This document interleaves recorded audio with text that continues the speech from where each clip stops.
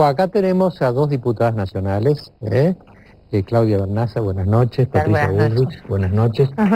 Y yo voy a empezar con dos acusaciones, que yo no las hago, pero que las oigo.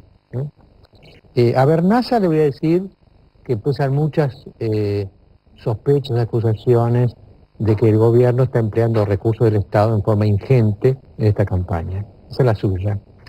Y la de Patricia Bullrich es que las dos oposiciones que hay no se llevan demasiado bien, no han logrado una coordinación que diga, bueno, hay una oposición, sino que hay dos, que a veces parecen más rivales entre ellas que respecto del gobierno. No sé a cuál quieren contestar primero. Bueno, creo que estamos ante una campaña que la verdad tiene bastante de austeridad. Estamos todos en campaña, contra todos los pronósticos que decían que el adelantamiento iba a traer algún problema. Estamos todos en campaña, hay mucho de caminata, hay mucho de recorrida. Nosotros en mi región, en la ciudad de La Plata, con muchísimo esfuerzo estamos instalando algunos hechos de campaña que la verdad que no se caracterizan por la fastuosidad ni por esta cantidad de recursos. En todo caso, coménteme dónde están, así los voy a buscar, porque la verdad que los candidatos estamos haciendo esfuerzos desde nosotros mismos. ¿Le manda un mail usted después, Luisa, a ella? Sí, por favor, porque... ¿Dónde hay recursos disponibles? Porque digo, la verdad que me parece que tiene características... Me parece que tiene... El gobierno entero está haciendo campaña. Pero, a ver, perdón, una cosa es que un gobierno esté expresando todo el tiempo sus pensamientos y sus proyectos políticos. Este gobierno proviene y es un proyecto político. Y por lo tanto, cuando vos estás en gobierno, tu gestión de gobierno forma parte de tu mensaje político. Esto es evidente, pasa todo el tiempo. Ahora, la verdad que de ahí a pensar que haya una fastuosidad en los actos o en los hechos de campaña me parece como demasiado. Patricia, ¿ese es humilde la campaña del oficialismo? En todo caso, perdón, hay otras campañas muchísimo más fastuosas de las que me gustaría en todo caso que todos se ocuparan más. Bueno, por ejemplo, si ustedes miran la televisión, van a ver que hay propaganda oficial y está prohibido. El día que empieza la campaña no puede haber más propaganda oficial. La única propaganda oficial que puede haber es propaganda que, por ejemplo, diga que un día hay que pagar un determinado impuesto. Las cuestiones que hacen tanto el gobierno nacional como el gobierno de la ciudad tienen propaganda oficial. Es decir, eso está prohibido, es absolutamente prohibido que lo hagan. Entonces, para dar un ejemplo, simplemente para un ejemplo concreto de cómo no se respetan los términos concretos de la ley de campañas políticas. Hubo campañas que empezaron su campaña televisiva, por ejemplo la campaña de Narváez comenzó su campaña televisiva antes de tiempo. Eso está prohibido, solamente se puede hacer campaña el último mes antes de las elecciones en televisión. Así que hay muchas irregularidades. Después, bueno, los medios que se utilizan en torno, por ejemplo, a pequeñas obras que se están haciendo, que se hacen en el momento de la campaña, que después ni siquiera se terminan. Esto mismo pasó en el 2005, y que quedan a medio hacer. Entonces, estas son las cosas que en las campañas electorales se reproducen y que generan un mal uso de los recursos del Estado en torno, además de los aviones y de este tipo de cosas, ¿no? En nuestro caso, nosotros tenemos siempre la idea de que esto lo tiene que ver la gente, porque tampoco es bueno en el medio de las campañas comenzar todos los días a hacer una denuncia, después nos dicen que solamente denunciamos y no hacemos propuestas.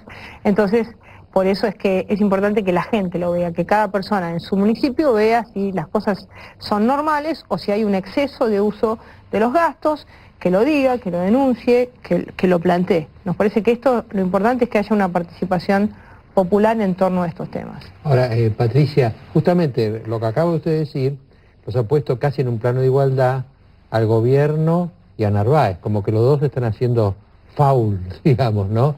Entonces yo me pregunto, ¿cuál es el principal rival que hay que derrotar para ustedes? El principal rival que nosotros tenemos que derrotar es a un modelo de gestión del poder. Fíjese que recién estuvo acá Daniel Scioli y dijo que su ministro de gobierno era Eduardo Camaño. Eduardo Camaño en la elección anterior fue como primer candidato a diputado con Roberto Labaña. y hoy es parte del gobierno. Felipe Solá renunció como diputado hace 15 días y asumió como diputado un diputado kirchnerista. Nosotros estamos planteando un proceso de construcción de un equilibrio parlamentario. Necesitamos que la Argentina tenga en el Parlamento fuerzas iguales que tengan la obligación de debatir, porque hasta ahora las fuerzas no han sido iguales.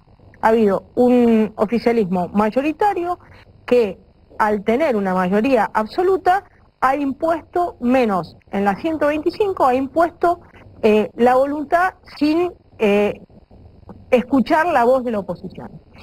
Cuando nosotros queremos construir esta mayoría, si tenemos un grupo opositor que es opositor, pero que luego sus diputados trabajan para el oficialismo, como pasó con Labaña o como pasó con Camaño, o como pasó con Solá, que renunció él y el que subió es kirchnerista. Si nosotros tenemos que cuidar voto a voto, si en la 125 llegamos a 122 votos, si ahora vamos a tener una gran cantidad de diputados nuevos de la oposición que van a asumir, si esos diputados no están firmes en una posición con la idea de que tienen que equilibrar el poder, y pasa lo mismo que pasó con Labaña o con Solá, lo que uno hace es ganar por acá para perder por otro lado. Entonces, ¿qué decimos nosotros? El acuerdo cívico y social es un espacio político que está claramente puesto en ese lugar, en el lugar de construir un equilibrio parlamentario necesario.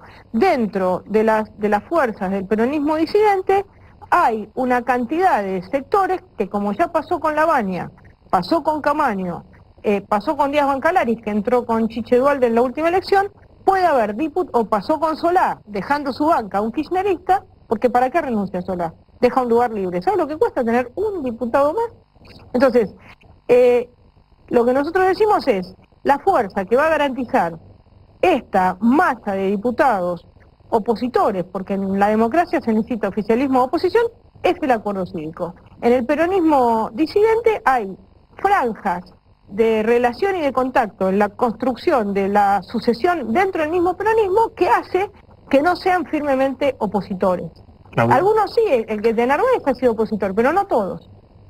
¿Algún comentario sobre No, simplemente... La pregunta sería, si ustedes, desde el lado de ustedes, perciben que hay cierta afinidad, pese a todo, entre el peronismo disidente y el peronismo kirchnerista, digamos. Sí, antes un comentario con respecto a lo que dijo Patricia, que no me gustaría dejarlo pasar. Me parece que los recomodamientos se dan en todas las fuerzas. Digo, hablar como que solo hay recomodamientos en una fuerza, sino en otros, sino a las pruebas me remito con respecto al ARI, que se separó del primer bloque del ARI y que hoy vota en muchos casos en forma diferente. Así que recomodamientos hay en todas las fuerzas. Y por supuesto que puede pasar que haya momentos y situaciones donde la concepción de fondo proveniente de un partido o de los movimientos del campo nacional y popular puedan reubicarse o reunirse en términos de estar sumando fuerzas o voluntades a favor de un proyecto en común.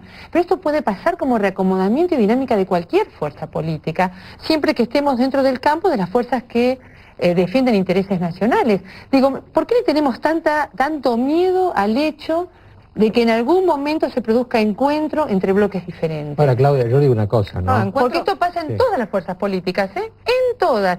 Lo aclaro porque si no parece que esto solo pasa con los peronistas, cuando en realidad, insisto, ha pasado reacomodamientos tanto de fusiones como de separaciones también en las fuerzas a las que pertenece Patricia, en el radicalismo, etcétera, etcétera. Claro, yo lo que digo es esto, ¿no? Usted vio que hay un refrán que dice que el ladrón cree que todos son de su condición. Ajá. A usted le pasa al revés. Como usted es una persona muy bien intencionada, cree que todos son bien intencionados. Mire, no hay nada de eso. Y el caso que comenta Patricia, que fue un caso conocido de dos legisladores de una provincia que después ya no están más en nuestro bloque, son personas que dijeron y aclararon por qué cambiaron el voto. Uno puede no estar de acuerdo, pero se hizo toda la luz del día. Incluso el cambio de votación, el cambio de su decisión.